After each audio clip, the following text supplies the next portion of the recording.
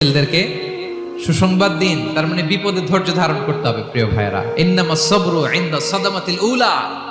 বিপদে আমরা অনেক সময় প্যানিক হয়ে যাই, অস্থির হয়ে যাই, কি করব, হতাশ।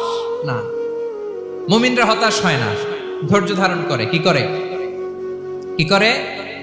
ধৈর্য ধারণ করার শক্তি দাও গো মেহেরবান আমায়, দাও গো মেহেরবান। পড়েন, ধৈর্য ধারণ করার শক্তি দাও গো মেহেরবান আমায়, দাও গো মেহেরবান। সবাই বলুন একসাথে, ধৈর্য ধারণ করার শক্তি দাও গো মেহেরবান আমায়, দাও গো মেহেরবান।